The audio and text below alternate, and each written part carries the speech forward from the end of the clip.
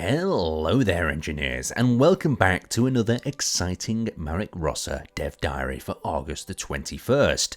Now with all these dev diaries, they're an exciting insight into what's happening behind the scenes at Keen Software House, but a little bit of a disclaimer, some things that are talked about are work in progress or subject to change. But without further ado, let's get started. Let's kick this one off with Space Engineers 1. Marek explains that there is a free weekend alert. From Thursday, August the 28th at 5 PM UTC until Monday, September the 1st at 5 PM UTC, you can play Space Engineers on Steam for free. If you've ever been curious about building, exploring, surviving in the ultimate sandbox, there's no better time to jump into Space Engineers. Try out the full game, experiment with engineering and design, and see why the community has been building in space for over a decade.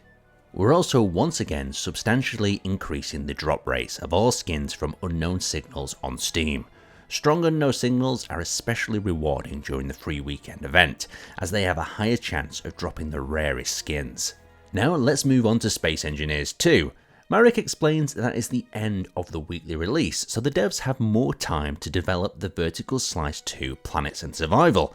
This week marked our last Space Engineers 2 weekly release for a while. All hands are now on deck for Vertical Slice 2 Planets and Survival, and the team is pushing hard to bring this milestone together. Marek goes on to explain we are ending or pausing weekly releases, which involve adding new blocks every Thursday to minimize distractions and allow everyone to concentrate on VS2. This decision was also made because the weekly releases created complications in our branch merging process as we are finishing VS2. Artists and designers had to push each block twice to both the public branch and the VS2 branch, leading to inconsistencies and requiring extra support time. We believe this time is better spent working directly on VS2. Marek then continues on by talking about overhangs and boulders. One significant improvement I'm excited about is the introduction of overhangs. In Space Engineers 1, terrain was largely restricted to pyramid-shaped hills and simple rock formations. This limitation stemmed from defining the planet's surface with a planetary height map, allowing one parameter per voxel, its height.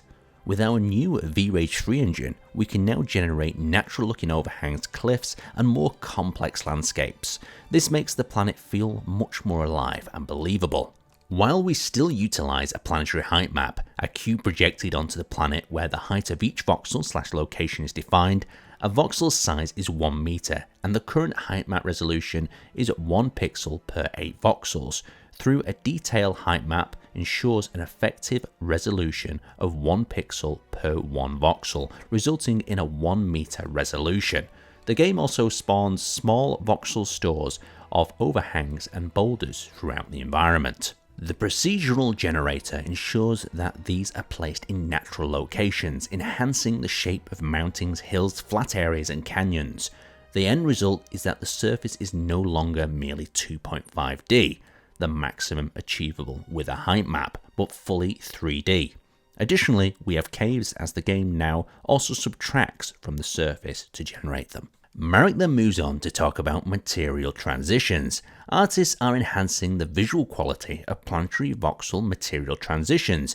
In Space Engineers 1, material blending between voxels occurred simply over the surface of a single voxel, one triangle. In Space Engineers 2, these transitions are extended across multiple voxels and triangles. Additionally, a transition mask with height information allows for significantly more natural-looking material transitions.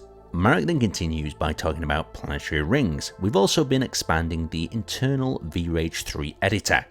Here you can see the editing Planetary Rings directly inside the tool. This is one of the many incremental improvements that will help us create richer worlds faster and more efficiently. Planetary Rings are something I've wanted to try for a long time. They add scale and atmosphere to a system and open up an interesting design and gameplay questions. Now let's bring that to a close, and I have to say, when Marek is writing up these dev diaries, you can tell the pure excitement, and he's let it slip a little bit here at the end. And he says, "Man, I love working on SE2. The game I see in my head is such an amazing piece of work. If we get even 50% of it, I can die happy." And he asks one further question. Do you like the idea of Planetary Rings? Should they be a beautiful backdrop, or should they have resources and hazards hidden inside them? Let us know down in the comment section below of this video, and if you want more information about Space Engineers or Space Engineers 2, sign up for our newsletter. But that is all for now, and thank you for checking out Marek Rosser's Dev Diary for August the 21st.